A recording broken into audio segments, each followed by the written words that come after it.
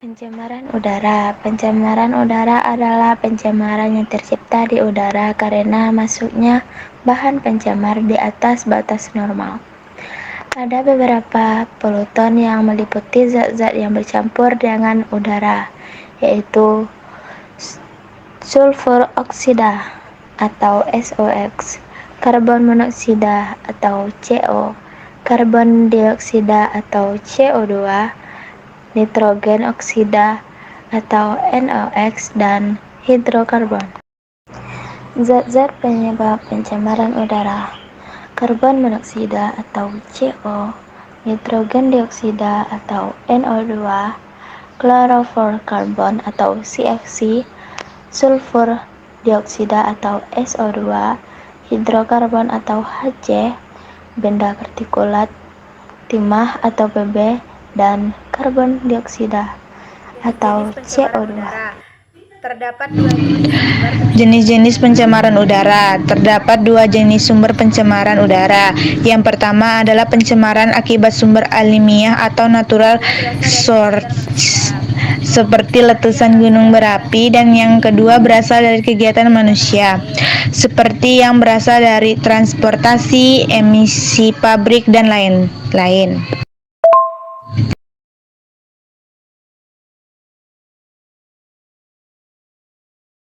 Dampak pencemaran udara dari asap kendaraan, asap pabrik, asap rokok, dan lain-lain bisa memicu terjadinya gangguan pernafasan seperti asma, ispa, dan kanker paru-paru.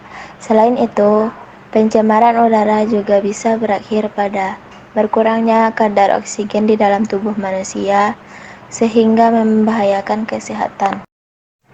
Nah, sekarang saya akan menjelaskan penyebab terjadinya pencemaran udara. 1. Pembakaran atau pembakaran sampah, pembakaran pada kegiatan rumah tangga, kendaraan bermotor, dan kegiatan industri. 2. Proses peleburan, misalnya proses peleburan baja, pembuatan soda, semen, keramik, dan aspal. 3. Pertambangan dan penggalian. Polutan yang dihasilkan terutama adalah debu. Penanggulangan pencemaran udara. Penanggulangan pencemaran udara adalah mengurangi pemakaian bahan bakar fosil, menggunakan bahan bakar yang ramah lingkungan untuk kendaraan bermotor. Bisa dilakukan agar mencegah asap gas polutan, menggunakan sepeda atau berjalan kaki, menanam pohon, mengolah asap pabrik. Pencemaran air. Pencemaran air adalah suatu perubahan keadaan di suatu tempat penampungan air seperti danau, sungai, lautan, dan air tanah akibat aktivitas manusia. Menurut PP No. 20 tahun 1990, pencemaran air adalah masuknya atau dimasukkannya makhluk hidup, zat, energi, dan atau komponen lainnya ke dalam air oleh kegiatan manusia, sehingga kualitas dari air tersebut turun hingga batas tertentu, yang menyebabkan air tidak berguna lagi sesuai dengan peruntukannya. Penyebab pencemaran air dapat dibagi menjadi dua, yaitu sumber kontaminan langsung dan tidak langsung. Sumber langsung meliputi efluen yang keluar industri, TPA sampah, rumah tangga, dan sebagainya. Sumber tak langsung adalah kontaminan yang memasuki badan air dari air tanah atau atmosfer berupa hujan. Jenis-jenis pencemaran air. Limbah industri. Limbah industri adalah yang berasal dari pabrik tekstil, kertas, atau industri lainnya. Cairan polutan biasanya berupa cairan panas, berbau, berbuih, dan mengandung zat-zat yang berbahaya bagi lingkungan. Contohnya belerang.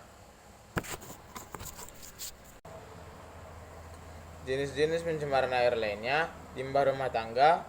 Limbah rumah tangga adalah limbah yang berasal dari kegiatan di rumah tangga dan kegiatan lainnya seperti pasar, kantor, rumah, makan, dan penginapan.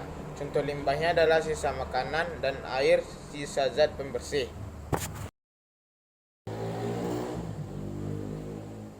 Limbah pertanian. Limbah pertanian juga bisa mencemari air.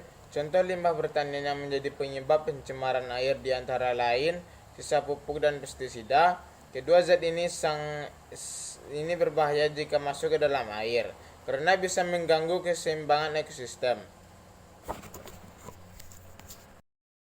Dampak pencemaran air. Pencemaran air dapat merusak ekosistem perairan dan mengganggu kehidupan biota air di dalamnya. Biota air, termasuk ikan, makhluk renek, dan tanaman air, bisa terpancar bahkan hingga kimia berbahaya, menyebabkan kematian massal atau pengurangan populasi yang signifikan. Aktivitas yang membuat pencemaran air. Pertambangan.